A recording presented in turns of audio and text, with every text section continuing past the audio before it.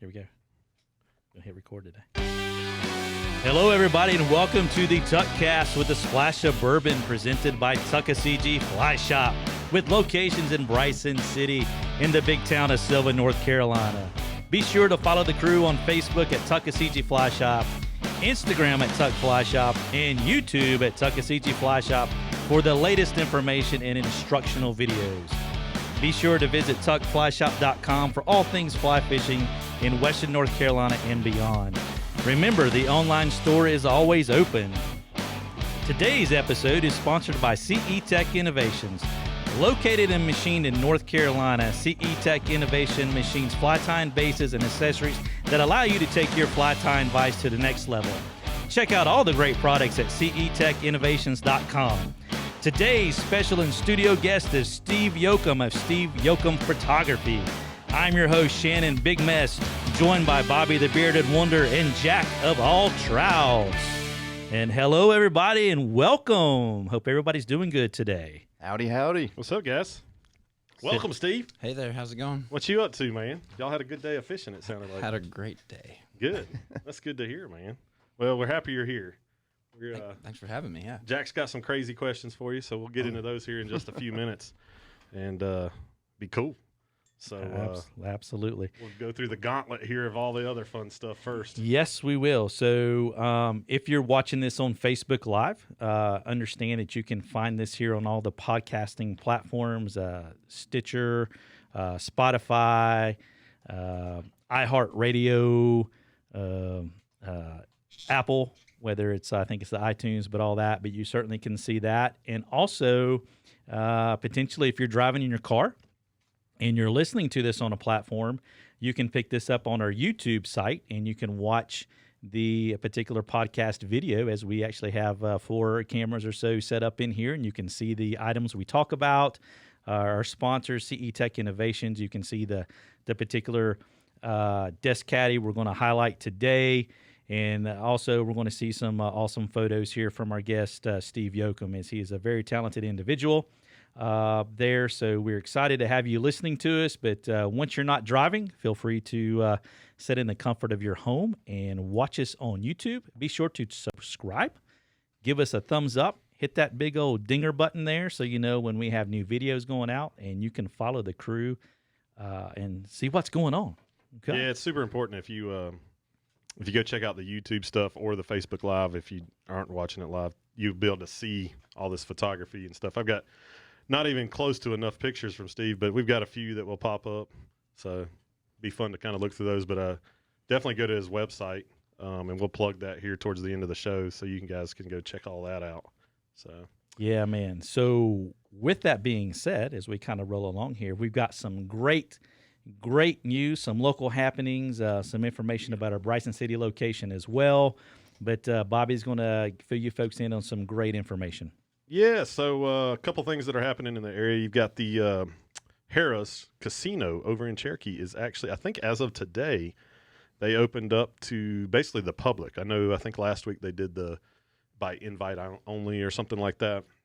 Now you can go to the casino, you cannot smoke, and you have to wear a face covering. So if you want to go lose some money or maybe win some money, depends on how you feel that day, if you're half glass full or half glass empty. The other thing is the Great Smoky Mountains Railroad there in Bryson City is going to open up operations on June 4th. So I think that's next Thursday, week from today. About right? Let's see. The 31st is Sunday. So yeah. So next Thursday, week from today that we're recording this. I don't know when you'll watch this, but a week from when we're sitting in this back room. So, and then the other big news is we are opening our Bryson City location in Bryson City, North Carolina tomorrow, which is Friday, the 29th of May.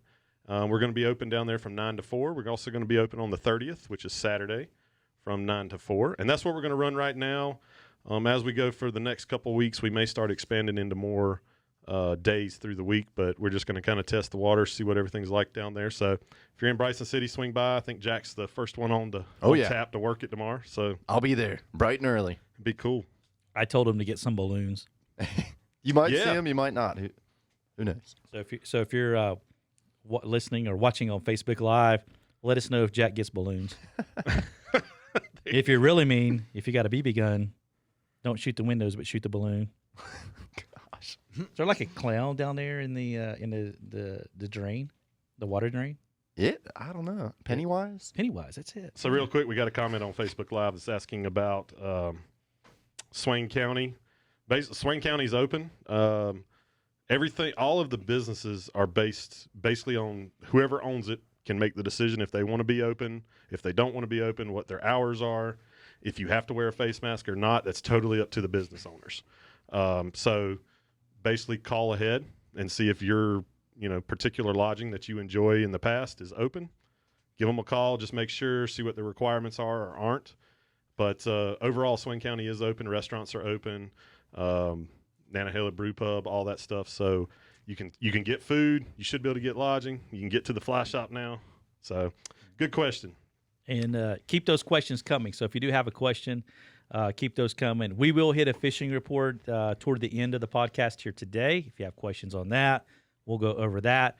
And just to piggyback what Bobby said about places being open, we are still in phase 2, which means that if they elect to open up their dining room, it's at a 50% fire code capacity. And we're seeing some place opening and some places just still remaining takeout only. But you certainly can find food where you go around here for sure. Yeah. I'm still fat. I'm still eating. So it's all good, boys. It is. We're all eating. That's right. Are you eating, Jack? Oh, I'm eating Okay. every day. Steve, are you eating? Man, I know how to fish, and there's an elk herd down the road. It's gonna get weird. Easy now. It gets down to it, I guess Easy so. now. Oh, man. It's like a guy on the buffalo all of a sudden there, man. Awesome. So Fantastic. CE Tech Innovations has been awesome. We've got a couple products that we're going to kind of feature over this episode and the next one. It's some products that they've let us kind of experiment with and check out. One of them's been around for a long time. We're going to do that one next week, which is actually the fly tying base for your vise. But this week we're going to do what's called the Desk Caddy, and I'm going to let Shannon go into that a little bit more while I flash up some pictures and stuff of it. So go for it, big man. Yeah, man. So this is a new product that CE Tech Innovations came out with this year. And a matter of fact, as soon as it came out, it sold out on their website immediately. So there is a fresh batch. It's up on their website, which you can see that information there on the screen. If you're watching, we'll keep that link down below if you're just listening to the podcast, so you have a link to that. But the Desk Caddy is a neat tool, certainly a great accessory to add to whatever tying system you may have, whether it's a standard pedestal base or if you're like me, using a Norvise. It's a great place to put a lot of your tools. You have some areas there for your threads. As you see this one here in the shop, we've kind of got it decked out with a lot of different things. You can see some of the flies on there as well, some of the purple whoppers I have in there, chubby Chernobyl. But I'm able to keep my little tool I use to spool the thread onto my Norvise spools, and it's heavy. The nice thing about this base, it's heavy. So for instance, this thing ain't going to get knocked off a desk. If you're using a Norvise like I am and you want to add it to your platform to add some weight to it, this is a great tool to do that. It comes in at a great price point off the bat. It's machined in North Carolina, anodized in North Carolina, and it comes in at $149.99. And we know the gentleman owns this company personally, and he does a great job, takes a lot of pride in everything he makes, and we're a huge fan of CE Tech Innovation. So go check them out. Give them a look. They've got a lot of different things up there for you to take a look at. And as Bobby mentioned, we're going to highlight the base next week. And then I have another little caddy there as well that we'll highlight. But go check out CE Tech Innovations there. Once again, machined in USA, but most importantly, in the great state of North Carolina. Go Tar Heels. There you go, man. Absolutely. So, Jack was good enough to get us hooked up with Mr. Steve here today, and I know Jack and Steve have been friends there for a good while, and probably a good time as well. Oh, yeah. So Jack has kind of got with everybody here, Steve, and asked us what type of questions we'd like to ask, and for me, looking at your photography over the years, you got some great stuff out there. I have no clue what I'm doing with the camera. But sometimes they make us look better than we need to be when we're out there on a trip. But I know you've got some tips and things like that. And Jack of all Trouts is going to hopefully lead you down a path that will be good for everybody. So, Jack. Let's do it. Let's do it, man. We'll start with the basics here. Start from the ground up. How did you get into photography, and specifically outdoor photography? Wow, that's a crazy one. So, long story short, because now we don't have a terrible amount of time, but I grew up in a not so pretty place. I was born in Philadelphia, Pennsylvania. It's not known for its beauty. It's got great cheesesteaks, though. I like Philly, man. It's a cool little town. It's not bad, I'm definitely a mountain man now, but it's just kind of more my speed, I guess. Yeah. Keep the mic as. Oh, sorry. Sorry, no worries, man. So, I came down here and it was like absolutely beautiful. Fell in love with the outdoors, and I purchased a camera. And I remember going on my first trip and coming home and being like, wow, those don't look like the pictures I saw on Google at all. How do I work this thing? And so this kind of craze kind of started and steamrolled after that. Cool, man. So the Smokies kind of what inspired you a little bit? Yep. That's awesome, man. Black Mountain was my first stop. I was like, just fell in love with the outdoors. I was either fly fishing, mountain biking, or camping, backpacking every other week. And it was like, before you know it, I started to get better with it, and then it led me to quit a job and find a way cooler one. Right. Heck yeah, man. So when you moved down here, you landed in Black Mountain. Is that right? Yep. Okay. Yeah. Cool. Nice. Well, here's another toughie here. Okay. Sunrise or sunset? What do you prefer and why? What do I prefer? Gosh. I think sunrises are way better. Like anything that is harder, it feels better because we've earned it, right? And waking up is really hard for me early in the morning, or, waking up in the alarm at 3 a.m. We woke up the other day to do one. I saw you were on a ridge line at like 3 a.m. the other day. That was crazy. So you actually had to hike in and all that. Gosh, man. Yeah, and you're in the dark, right? Absolutely. Headlamps and poking around. It was raining. The clouds started peeling apart. But honestly, that's probably why I fell in love with camping so much, because I wouldn't have to do all that waking up early nonsense. Just park my tent where we're going to do things, But sunrises here, especially because every night it kind of cools out in the mountains. And a lot of times you see the layers of fog calm down in the valley, and that's kind of like classic Blue Ridge. So how many times have you done an early photo shoot like that where it probably didn't work out? Like, what's the percentages where, like, what you thought you would get from the photo didn't? A lot. Yeah. I can't tell you how many mornings where I'm like, all right, well, I'm sitting inside of a cloud. It's cold. I think I'm just going to make coffee, throw my dogs a stick, and we'll get some exercise. And, it's always like, I never regret it going out, Yeah. It's always a You great make the thing. most of it. Yeah. Right? That's it, man. That's But cool. more often than not, with the fog, because, good light is on the cusp of a storm or bad weather. Bluebird skies never really make for the most exciting pictures. That's true. It had some character. Yeah. Definitely. Sweet. Well, do you have a favorite location to shoot at, or like a super cool one that you just can't wait to get back to? Here or? Well, yeah, pick one here, and then we'll do one not here. Okay. So before I leave, gosh, we're leaving in about 2 weeks. I've got a really big list, and I'm probably not gonna hit half of it. But I promised myself that I would go back to Roan, and I would do a lap around the Grayson Highlands once again before I leave the Southeast, because those are my favorite parts on the AT. Very cool. Mm-hmm. So you would say that's kind of like if you were coming to this area, that would be a hike to definitely hit. Yeah. I mean, they're, do your homework first. I don't want to send you on some 18-mile hit.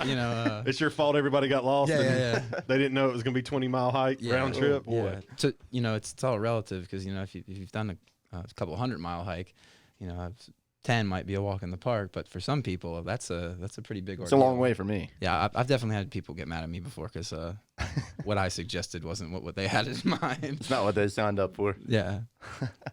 That's cool. So the fishing. Well, no. Let's get back to the favorite location or coolest location. Do you have a spot in mind that you just can't wait to get to on your road trip? Oh, gosh. If there's any way that I can take a detour and make time to get back in the Wind River Range, that's probably where I'd like to put some time. Especially now that I'm sitting in a room full of guys that love fly fishing, because I can combine. Yeah, that's good fishing there. Yeah, it's amazing. Every time I go there, we try something a little bit different. We make a base camp, and every other morning go in a different direction. And sunset, if I can get away from my rod, we'll make pictures. And Yeah. Is that where you got that giant cutthroat a few years ago?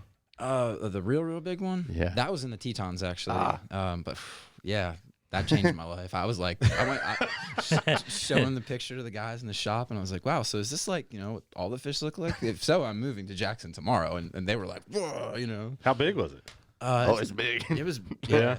on a 3-weight, on a hopper. Oh, gosh. I mean, like Yeah. Really? Yeah, I'll have to show you that one. You're like out on a rock in the middle of this lake. Yeah, we were on a canoe trip, and there was this drainage coming down. I don't want to give away location too much, but this drainage was coming into the river, and we just saw some dries, or some fish rising, and we were picking them, but it was like small little brookies and whatnot. But every once in a while, you see like a big rise a little bit farther out. So I told my buddy, I was like, next time we see one of those, point the canoe at that, and we're going over there. And well, we've got this little tiny, net from here for our kind of fishing, and the first time you went to scoop it, it just was like, nope, it flopped right out. I thought usually you lose the fish. Yeah. Then, so Jack's good at that. He messes up the net all the time. So I made my friend Serge, if you're listening, I'm sorry about this to this day. I made him get in the lake and just like hug it. But that was an incredible experience. Yeah. Oh man, That's cool, man. That's an awesome That's story. cool. Yeah. it's a big fish when only the head fits in the net. I'll say. Man. So is it safe to say that the dry fly fishing would be your favorite, or do you like to experiment with other types of fishing? I like it all. I do best with dry dropper combos, I find. I mean, in the winter, I'm doing nymphing more predominantly, but we were doing that Euro nymphing today, and that's something I got to spend a little bit more time working on. That's a little bit harder, but I'd say dries. If they're picking and I can take them on one, that's like I think what that's I'm most going for. everybody. I Yeah. mean, honestly, I Right. mean, if you can go out and catch 50 fish on a dry fly in a day, why would you ever throw a nymph? Exactly. That's you true. know, It just is so cool. we Who didn't- doesn't love seeing a trout come and eat on the surface? Right. I grew up on the dry fly game. Even though my family up in Cataloochee would do the nymphs, but I was a dry fly guy, Mm-hmm. so I had to learn the nymph game later. It was like almost out of necessity there. But man, any day of the week, 2 dries, 1 dry, double dry is even better. Absolutely. It's We've been awesome. kind of doing this weird thing, like it feels like almost like we're golfing, like where we've got like multiple rods, and you look at the hole and you're like, yes, that one, that's it. There you go. You got your caddy there with you, Yeah. spotting fish. Do people clap? They give you like the little clap. We were Oh, clapping cheer. for each other The little today. golf clap, like yeah. Oh yeah, ham bone. I mean, we were doing cartwheels today, I'd say. That's cool. Well, let's see. Do you really live in a van down by the river? What a question. This is what I've heard. We knew that was So, coming. Wow. If you don't know me, this might seem a little weird, but yeah, I don't live in a van. I actually live in a school bus. And if you Jack saw, was telling me about this. if you saw the inside of it, you would not believe it was a school bus. You would not Right. believe you're in a school bus. There's no way. I mean, I've seen some I've videos seen of some- people like redoing them. So you've Yeah. kind of done that, made it like an RV in a way. It's pretty wild. We even cut it in half and lifted the roof 20 inches, so we've got 7-foot ceilings in there. Wow. You're not a short guy. Yeah, not at all. That's cool, man. We've got a wood stove in there. Everything is fully solar powered. There's a shower. I spent a year traveling around in my truck on photo gigs, and honestly, because I was kind of broke, kind of get my name out there, and I thought I love this moving around style of life, and I really love multiple places in this country a lot. And, Yeah. But I do like the occasional shower. So the van, you can put them in a van, but I don't know. I saw people building schoolies, they call them school bus conversions. And I was like, whoa, I've got 2 dogs, a girlfriend. Like a van wasn't going to cut it. She would have killed me, But the bus, I can have people in there. We can hang out.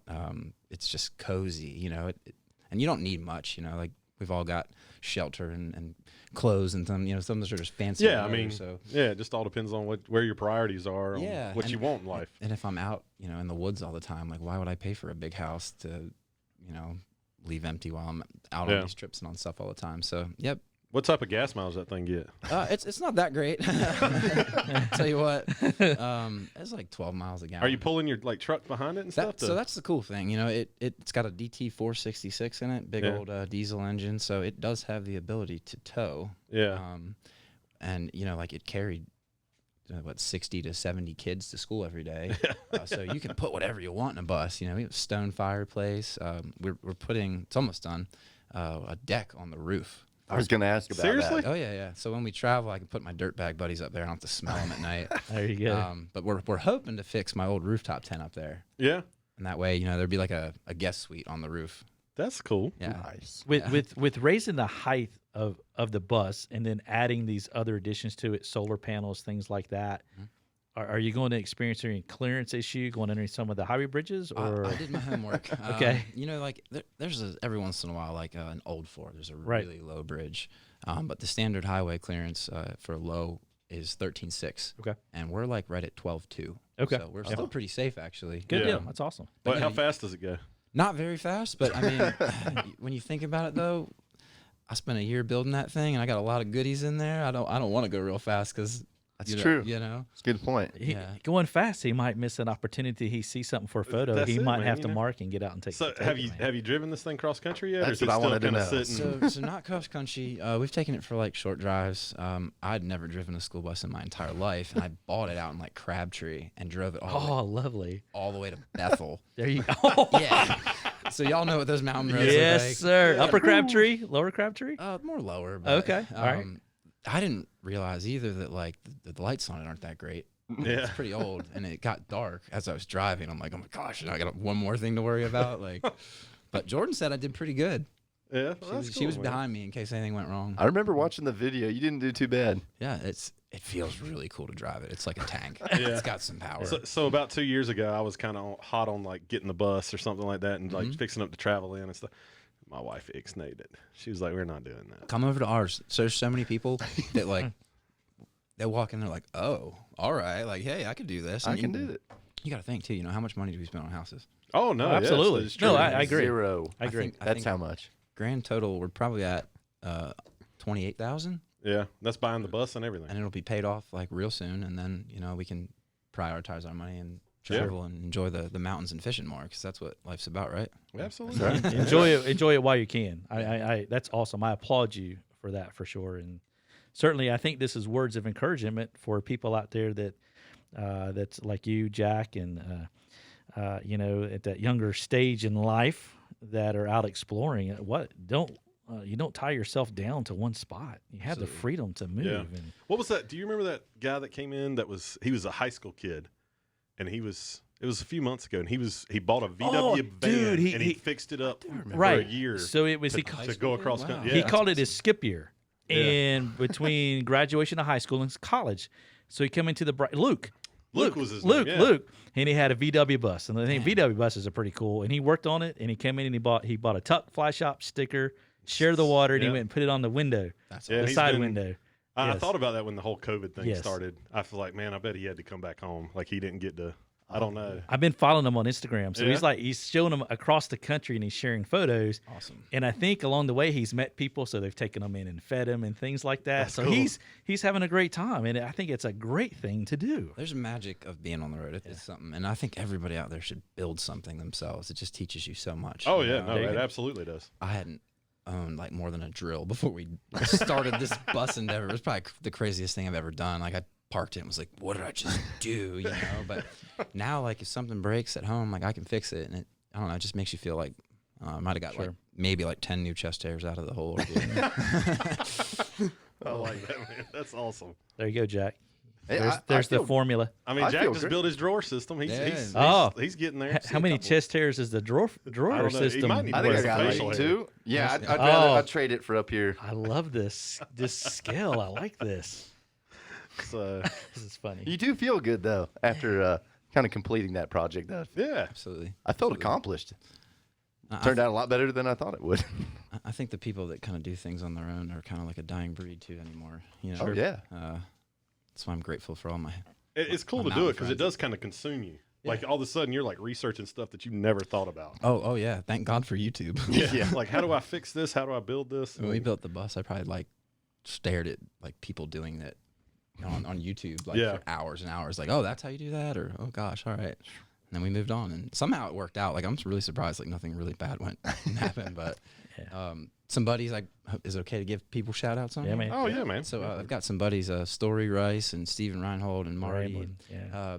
They're starting a bus conversion company. If Oh, really? anybody's interested in that sort of thing, There you go. totally custom. And like you can get a bus for a lot cheaper because they retire them after so many years. Yeah. So you can start with this like base for a lot cheaper than you would like a van or a Yeah. RV, and I wish them luck, and then I probably wouldn't have done as well on my build if it wasn't for knowing those guys to lean on them, Yeah. That's cool, man. I know Reinhold is a talented individual there. Rambling. Hashtag trash tag. That's right. Yeah. Hashtag trash tag. That's right, man. That's Absolutely. my guy. I That's changed right. his name after the trash tag went viral. I changed his name in my phone book to Captain Planet. Did you really? Yeah. Yeah. Very, That's very cool. talented craftsman for sure there. Absolutely. Yeah. That's cool, man. Cool, man. Awesome. Well, Steve, the last of my questions here. Do you have any tips for carrying a camera while you're fishing? Not talking about your phone, but Like an actual like a full-size SLR, camera. yeah. For any of those guys out there, Okay. like myself, I carry a full camera, but I Absolutely. don't always do it gracefully. Do you have any secrets or tricks? So, that's tough because when you're fly fishing, a lot of times you're moving, so you don't want to put yourself in the situation where your camera's out, because if you trip, then you're in trouble, right? Oh yeah. So dry bags are probably the quickest, kind of most manageable tool that you can add. I rig mine in my pack, kind of so it's clipped just inside, so I can just flip the lid open and reach out real quick. Okay. But when it comes to water, I don't like having it out of my dry bag or out of the pack just in case, Have you ever ruined a camera getting Oh. it wet like that out fishing or? Absolutely. I've broken so many cameras. Maybe one day Sony will help me out. I think I'm on like body number 5. I just replaced the lens that rolled off a cliff at Linville. Yeah, that was pretty sad to see it roll off there. And they're not cheap. You shoot a little bit, so glass is very I'm nowhere expensive. near your Yeah. skill level, but Yeah. But around the water too, there's a lot of underwater housings. There's really some bags out there that you can buy with. It feels like your camera's in a bag. It's sealed, but then there's this clear plate. And those are cool because you can get them half underwater, half over shots. that is cool. You just have to be careful because when you put another piece of glass in front of glass, you can get like weird light diffractions and Yeah. kind of flares and stuff. So, and you don't have to give us the exact amount, but like gear wise, like to do what you do, what does it cost for gear? Like, I think people look at photos and go, man, I can take that picture, but they don't realize like what you put. I mean, getting up at 3:30 in the morning, Yeah. that's not easy. There's a lot. But like the gear itself, like there is a lot of effort and cost and research and learning how to use it. Absolutely. And I think that, you can make great photos with a not so great camera if you really know what you're doing. Just like Yeah. a great chef could make a great meal with, without the proper tools. But obviously when you step into these higher realm of cameras, it's going to do a lot more. And I was fortunate. I had a pretty decent job before I started my photography business. So I do side work. And if I got money from that, from the camera, I'd put it right back in. Yeah. So I'd upgrade a lens and I do this. And I got my first big gig with one of these cameras, a Sony A7R 2, and or it was an A7R back then, and I couldn't afford glasses for it, but I knew I needed a good camera, and you can put film lenses on these things. So I got a whole film set, but they kind of look kind of ugly, or it's not like, now I'm shooting with Zeiss glass. It's like you barely have to edit them. So Really? the equipment is important, but knowing how to use it is equally as important, absolutely. But gosh, how much money? To get off the ground, you could probably put 5,000 to 10,000 into a really good kit to make. There went that 500 mark that I thought it was going there. My stimulus check is not going to cover that. I mean, bare bones, you could probably get by with like 3,000, but Yeah. Yeah. Wow. I think everybody needs a wide angle, something standard, and a telephoto. Yeah. Not to mention filters and such. So is like when you go to buy a camera, Okay. so like a decent camera, maybe not $5,000, not the top of the line or anything, but say you're just like, hey, I got $1,000 to spend. Do you put, or let's say $2,000. Let's make it realistic where it's an easier. Okay. Do you put more into the camera or more into the lens? More into the glass, believe it or not. Yeah, because Okay. it goes a lot farther, and your cameras fade. You're probably going to break them if you're, playing around in water and whatnot. But if we're looking at a camera that is great for fly fishermen, Yeah. there's this camera by Sony called the RX100 series. It's about the size of your wallet. Really? It has a 24-70 1.8 zoom, and it has a really affordable waterproof housing. So it's like, and like I see all these people that get into backpacking or are trying to get cooler on Instagram or whatever, and they buy my camera and they're backpackers. It's like, no, don't do that. This is heavy. Why would you want this thing if you didn't have to carry it? And Yeah. there's a lot of light options out there, and that RX100 and the Sony A6000 series. It goes all the way up to like 67. I actually looked at those. I was thinking about. Those are amazing too, and like yeah. you can get one of them for like $500 or $600. Yeah. Put $800 worth of glass on it, and you know you're making Yeah, really you're in good that pictures. $1,500 range or so. Yeah, that's not too bad. So the RX 100 sounds like an option to be very portable, Absolutely. ready to go. Is it like obviously the glass is built into it, the lenses are built into it. Does they expand out? Is that So that's the only caveat with that lens. It's a fixed, Okay. but you have 24 to 70, so a semi-wide realm to a semi-tight realm, and you have a really good range of aperture. And Okay. for those that don't know what that means, that they're listening, and you look at a portrait photo where they're very in focus and the background's very blurry, which is helpful because not only does it give you the opportunity to make portraits, but you can shoot in lower light with glass like that. So Yeah. it's really a great camera, but I think the thing I tell everybody that if you're gonna get a really expensive camera and invest in that, then you have to be willing to learn about photography. You have to be able to understand that you need to edit too.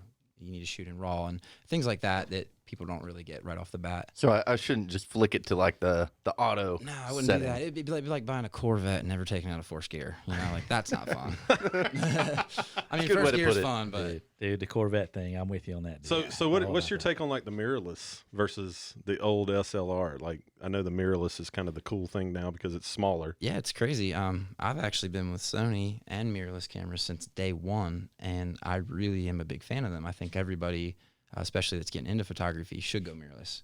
Okay. And the reason that is because when I'm holding this camera up, and I don't know if they can see this in here, but I've got this screen back here. Yeah, they can see that. But when I look through here, I see that screen. Now I'm seeing, it's called a live EVF. So I'm not looking through a piece of glass into a mirror at what it is. I'm seeing my exposure. Gotcha. So it gets you dialed in a whole lot faster. So you can change the settings and view it in real time. Is that what you're saying? Yep, exactly. Gotcha. You've got live histograms. So like I can, before I even take the picture, I know if the exposure is going to be good. And that's just, it speeds everything up, especially when learning. Okay. Interesting. What kind of editing software? I'm assuming you're using a software. Mhm. What type of software are you using? And basically, taking a raw photo, maybe of a sunrise. Mhm. What kind of time do you have in getting that final product that you're happy with? So most of my photos, like it all depends. There's single shot, and then there's sometimes multiple shot photos that we combine to harness the best quality out of each frame, because you can't sometimes capture it all in one. Yeah. So it gets pretty complicated when you are in high dynamic ranges, or we're doing astrophotography or indoor with outdoor elements peeking through. A lot of my like run and gun stuff, quick shots, I can edit them in about a minute or two. But some of those more in-depth things, you might spend 10, 15 minutes on it. There's guys out there that edit for hours, and I don't ever want to be consumed by a computer, so I've kind of honed my craft into this quick Adobe Lightroom plus a little bit of Photoshop to clean things up sometimes. So here's a good example. For those of you out there who have seen the Tuck Fly Shop Stealthcraft drift boat, Steve actually took the photograph that is on the side of that boat. So that's a 15-foot long image there. How many photos did it take to get that one? Is that a couple stitched together? Or? Yeah, and that's so cool that you know that term. People are getting to use their cameras and get the most out of them. So with a stitched image, you're going to put your camera in portrait, which is kind of sideways, kind of like your phone camera would look. And you can actually take a photo, overlap by, say, a quarter, take a photo, overlap by, say, a quarter, and keep going and combine all those photos. So now I don't just have one 42-megapixel photo. I've got this monster of a photo that we can – I think we had one blown up in Germany that was like 35 feet by 28 feet long or something. And Wow. They said it looked tack sharp, so That's neat. pretty awesome, yeah. That's cool. Very cool. Mhm. And I think you owe me like at least one or two more floats for that photo trade, right? while I've got you on a recorded line. He's about to have shoulder Is this the- surgery, so Yeah. you're going to be on hold for a while. What are you doing on Sunday? Hey, I'll paddle. I'll paddle. All right. Let's So- go. That's funny. So we're going to do our quick pro tip here today, and normally one of us is going to do this, but being Steve's here and it's about photography, we figured we'd let him kind of explain what our pro tip is. So the question basically is, what is your advice to someone who just has an iPhone or an Android phone Okay. or Google phone? I know there's a ton of them out there. I don't know well. A mobile device. A right? mobile device. There we go. What is your tips for them to be able to take a picture of a fish that they've caught Okay. in a timely manner so it doesn't stress the fish, keep them wet, all that type of stuff. And like, Absolutely. what are some tips, that you can kind of throw out there to help them? Something as simple as my favorite thing to add to a lens or to a camera is a CPL or a polarizing filter. Most fishermen know what polarized sunglasses are because they help us spot fish, right? Well, when you take a picture, you can add a CPL or a polarized lens to your camera. You could even put your sunglasses over the lens on your phone. And what it's going to do is going to cut the glare out of the water. So now I'm not looking at this big glare. I actually see through this beautiful mountain clear water and I can see the fish. But for iPhone users, you've got the portrait mode if you want to isolate that beautiful catch you have.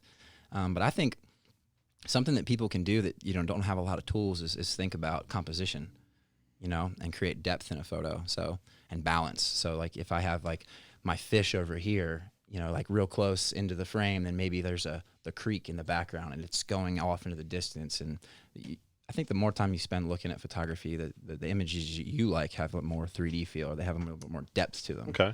And don't be afraid to move around. Get creative. Get real close, get real low. What do you think? Do I want my fish dead center in the middle like that? How can I point it, or Well, what can you do there? There's a lot of things you can do. Now, I would never be one to tell a fish story or anything like that, but holding it real close to the lens and having you back, it might do the fish a little bit more justice. We've Jack's never done always that got here. really big thumbs in his photos. Yeah. I don't know why. So we had a conversation during a fly fishing shoot once, and then the question was that, do we have any friends with small hands? And because it's going to make the fish look a lot bigger, right? Yeah. Right. So think about that, when y'all are going out. Absolutely. You Have guys- your wife hold the fish? Yeah. So A monster. yeah, so I'm going to ask one thing that just popped in my mind there for a minute because I tie a lot of flies and I'm just basically using my iPhone trying to take pictures of the flies in my vise. Mhm. Maybe what kind of tips could you give someone who's posting a lot of pictures to Instagram on their flies? And maybe do you feel like maybe a photo box is worth an investment for something like that? Absolutely. And they're getting cheaper and cheaper all the time. I know, yeah, they which is are. We crazy. actually looked at some to maybe just take some photos of product. Yeah. Absolutely. Something as simple as adding a little light. I've got these cool little dimmable camp lights that I've just tossed just to the side of my frame. And now that beautiful fly you've just tied has, light on one side, shadow on another. So it's creating shadows and depth again, which is, it's everything. You go out and you look at our mountains midday and they're not that exciting. You go out and see them at sunset and bam, there's a lot going on. So add light. Add light. Cool. Yeah. That's a good little tip good right there. It just popped in my brain. I had to ask that. Yeah. No. I mean, that's a really close up photo too of something. Especially if there's a fly tying contest going on. Yeah. Do y'all dig the bourbon? The bourbon is good, Yeah, man. Hey, if man. you want to go Yeah. ahead and plug them, go Yeah. for it. Absolutely. So Here, hold on. Let me zoom in on you, and you can hold the bottle up if you want to, and kind of show it. awesome. When I heard these guys were doing this podcast and doing it with bourbon, I had to You bring kind of see where you're at there in the frame. this over. This is some Yellowstone Bourbon. I am working with Backpacker Magazine's Get Out More Tour this year, and one of our partners is Yellowstone Bourbon. They're made in Limestone, Kentucky. It's been around since 1872, and the coolest part about the bourbon to me is that they donate a lot of the proceeds to our national parks, which is like, how can you not support that? Super cool. Yeah, that is cool. exactly. I mean, we've all fished them. We've all fell in love with them. And we're all tasting some, and it's good, and it's- man. Absolutely. It is. pretty stellar. Fantastic. Yeah. So it's made by the Beam family. We got to actually get on this meeting and talk with Steve Beam. Nice. wow. That's That's absolutely cool. It was wild, and got to learn a lot about bourbon. And I'm a big bourbon fan, so this was really awesome that we get to partner with them.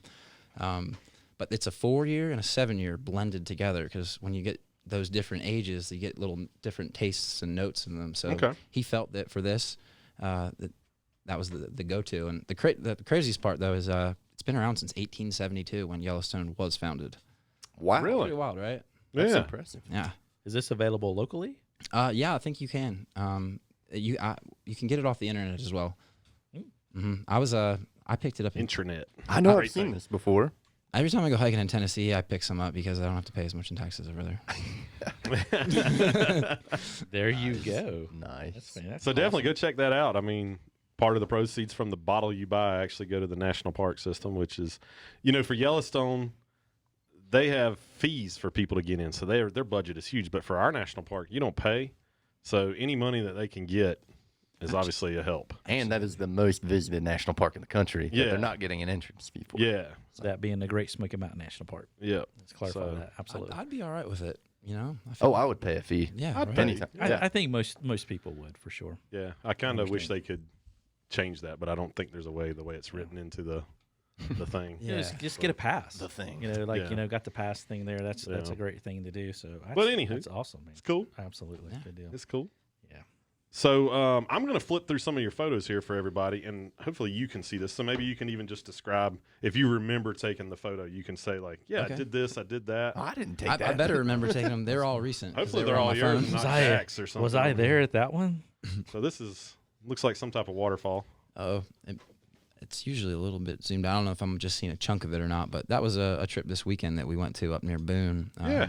Really steep one. My friend Spencer, if you can see the top of it, he's standing up there, and it's kind of like right near a road, but you got to get on ropes to get down there. So it was a Holy cow. exciting Sunday afternoon.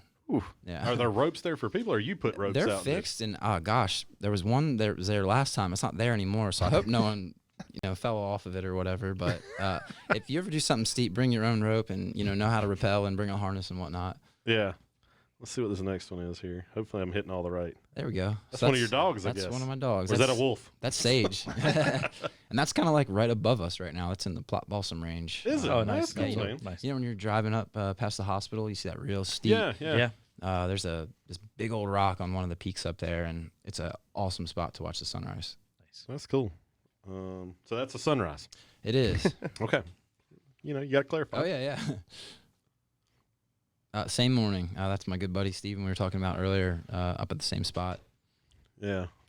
That's a good photo, man. I thank like you. how you just got the shadow from him coming across the rocks back to it. It's little things like that kind of add interest, like you said. Yep. Few of the other people that we're working with this year is Lucky Trekking Poles. So they're pictured in there, and then Mystery Ranch backpacks. They make some. We were just talking about Mr. Ranch the other day. Yeah, the hunting and fishing community really likes Mystery Ranch. I and was they're- telling Jack, I was like, man, they make good stuff. They do. They It's do. super high quality. I'm really hoping to, when we get out in Montana, to hang out with those guys and maybe even wet a line. I'm sure if you live in Montana, you fish, so. Yeah, absolutely. Let's see. This is the next one. I guess that's maybe the same morning. Another one on Sage. Yeah. These are just some recent ones. I wanted to give you something that had just happened, and it's kind of crazy. Up there, it still feels like fall, almost winter. Yeah. A little cool up there still. Oh yeah. Especially in the morning, I would imagine. Things are starting to bud, but the wildflowers along the trail were really awesome right now. There's 3 different types of trillium blooming up there right now. So if you live locally, Yeah. hit the park. Yeah, I seen some up on the Sunburst area today. I call it Yeah. Sunburst, but yeah, Yeah, they're West Fork. really they're really blooming. They're real pretty. Nice. Real That's pretty. where I live Yeah. over near There you go. So to stop by. Same thing, and this is super cool. Yeah, with the clouds, in man. this shot, so you can see, the 74, 19, and then where those Oh, yeah, you can. Yeah. where those clouds are is where the tuck comes in.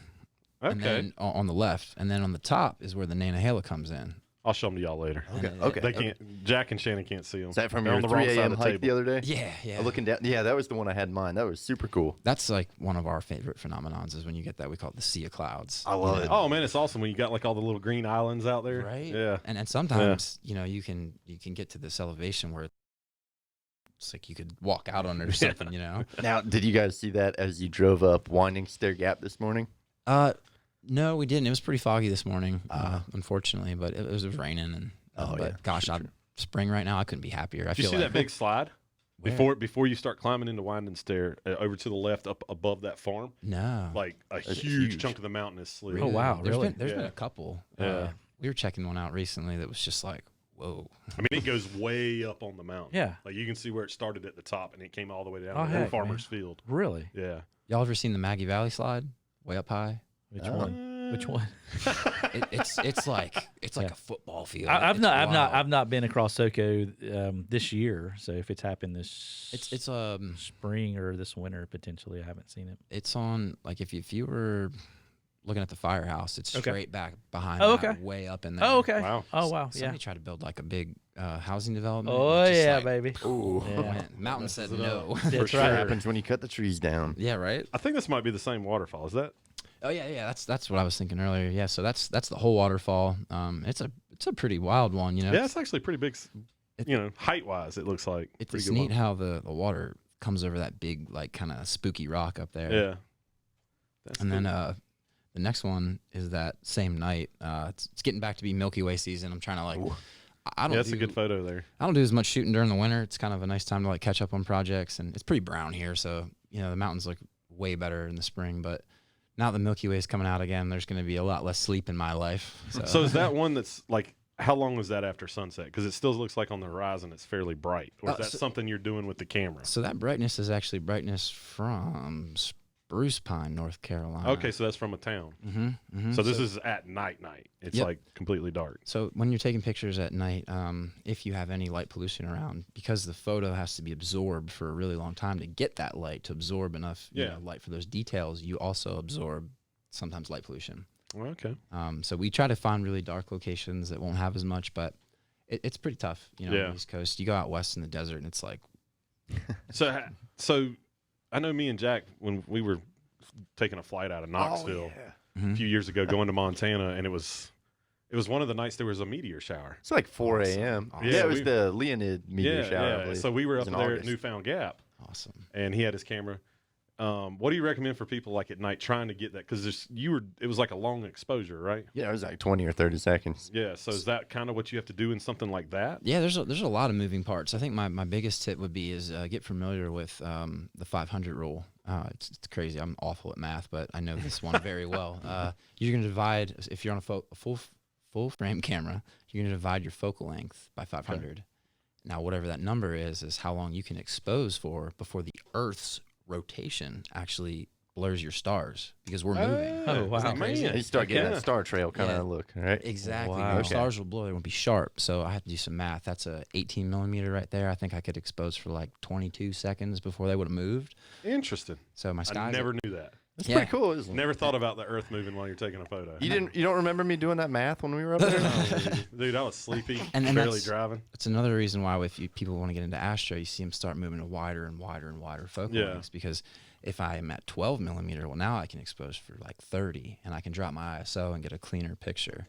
But That's cool. yeah, See, so I'm learning stuff, man. It's awesome. It's really. I yeah. teach too. There's There your you rig. go. Is that what Nice. you lived out of for the past couple of years? That's Tina. Tina. That's Tina. She's a wild one. That looks like it's probably out west, right? Yeah, that's actually in a Great Sand Dune National Park. Where's that at? Great Sand Dune It's- National Park. I don't know that I one. don't know. Or am I saying that right? Yeah, Great Sand Dune National Park. Yeah, it's in Colorado. I don't know that one. It's where the San Juan mountain range meets the Sangre de So Cristo. southwest corner, Yes. Okay. Well, no, more central south. central south. Okay. The Rio Grande flows in the valley south of it. Okay. But it's two big ridges full of 14ers, and we every time I'm in Colorado, I go there because that place is magic. I mean, that's an awesome photo, The man. mountains are wild. Getting out on the sand's wild. Can you surf it?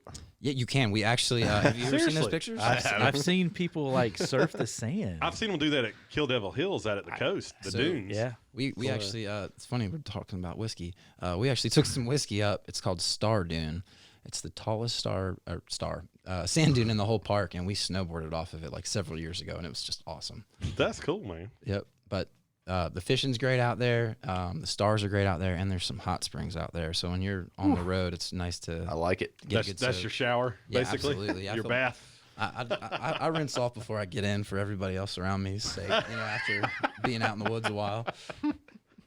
Oh man, I think this is another. Yeah, it's kind of a nighttime one there. Yep. So I had that one on my phone too. That's actually out in Colorado when we were fishing the Arkansas River, and that's a good one too. Me and Luke were trying to talk earlier and decided, gosh, what state out there in the Rockies is the best for fishing? It's tough. Yeah. I've got grand memories and all of them. And the fishing right there was really spectacular. Near like Salida or Buena Vista. I know Okay. Salida. I've heard Salida. So that's cool. Mm-hmm. Let's see what this last one is. This is the last one, unfortunately, folks.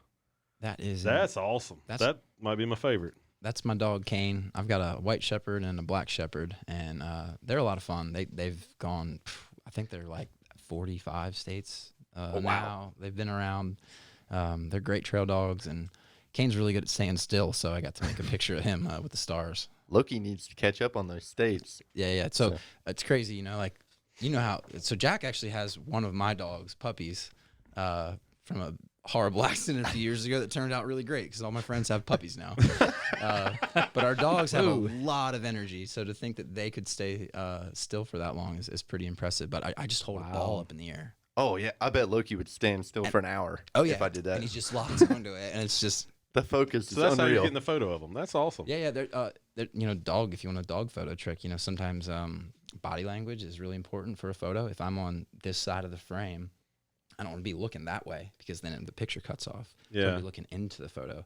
So I can't tell you how many times I've had my dog standing somewhere and they're looking at me like, "What are we doing?" But, I'll take a stick or something and throw it like over there, so they like look off in the distance and have this Fabio dog thing going on. That's hilarious. Oh wow. A lot of tricks out there. Yeah, absolutely. Well, dude, that was Totally. fun. That That's was awesome. good to kind of go through those and see it, and we appreciate you at least sitting down. I want you to kind of plug your business because I mean, do you sell photos like prints I type do. thing? And I do. So for high-end homes, businesses, we've got some landscape offerings on the website. I do a lot more like commercial and lifestyle and outdoor kind of work for big brands. And this year, I've actually kind of put things aside. So I will be working. I mentioned it briefly earlier, but with Backpacker Magazine, and it's called the Get Out More Tour. So we're going to travel the entire country. We've got a bunch of brands that are working with us, and we're going to get people to see their newest gear, some like this state-of-the-art backpacking gear. yeah, Show them how to use things that we've learned over the years, so they don't have to make the same mistakes that we have. We'll be doing live in-person talks, making videos, and even guiding hikes in some pretty wild locations. If we're allowed to. We've got from Alaska, Hawaii, and Nepal. Oh, For really? some of our farther flung trips. dude, Yeah. that's cool. Yeah. So might get to look at Everest this year. That'd be pretty wild. Right? So what's your website where people can go check you out? I'm at steveyocomphotography.com. Okay. And if you want to follow what we're getting into this year, you could follow me on Instagram. It's Steve_Yocom. And then the tour that we're doing this year is called the Get Out More Tour. So you can search that on all. I'm gonna put your social name networks. up right now so they know how to spell your name. Awesome. Yeah, it's Fantastic. YOCOM. Yeah. And can we find your tour, your stops? Where can we find all that? Where you're going to be? That'll be on our website. Cool. I'll have a link in my profile tonight for it. Awesome. Good deal. One last question. Absolutely. I'll hang out for a while. I forgot to ask it, and I want to. What? And this is probably gonna be a really tough question for you. Okay. What is the coolest spot you visit? Because you've done a lot of traveling. Yeah. So what yeah. what is your top? And if you can't narrow it down to one, I understand. But give me like your top three that you're like, this is cool. Okay. You got to go there. Okay. For islands, Virgin Island National Park is absolutely still in my heart. There's live music down there. You can backpack, you can hike. We went down there. It was like $200 flights this winter. So Yeah. went, thawed out, backpacked, slept on some beaches, and saw some good music, and that was really awesome. It's just so wild down there. It's so alive. You can just like hop in a beach and swim with a sea turtle, and then go about your day. Like what? What? Why did I ever go to like all those other islands like that? It's a good one. So it's better than Myrtle Beach? Myrtle, but for mountains, gosh, we talked about the winds. Those are up there on my list. I geek out over them all, but Well, once you get to Nepal and all that, it may change. But yeah. one of my favorite things we do every year is we go, it's kind of ridiculous. We go way up north to Jasper, Alberta, and the northern Canadian Rockies, and those might be my favorite mountain range because they're just absolutely stunning. And going up in the winter is cool. We go up every year when there's this big meteor shower, and we lay on frozen lakes and hope to see the northern lights and just watch these meteor showers. It's like sometimes like 15 a minute. Wow. Wow. It's wild. That's pretty good. Yeah, it's some of them have green tails, some of them have red tails. You won't be able to see much, and then next thing you know, you can see like the pores on your friend's face next to you. It's just unbelievable. And Wow. everybody goes there in the summer, and they don't get as much business in the winter, so it's really cheap to travel. So we get to stay in all these fancy places and that we normally would not be able to afford. Yeah. So go try it. That's cool. That's cool, man. That's Yeah. awesome. Thanks for sharing That's that. That's cool. awesome. Absolutely. Absolutely. Good deal.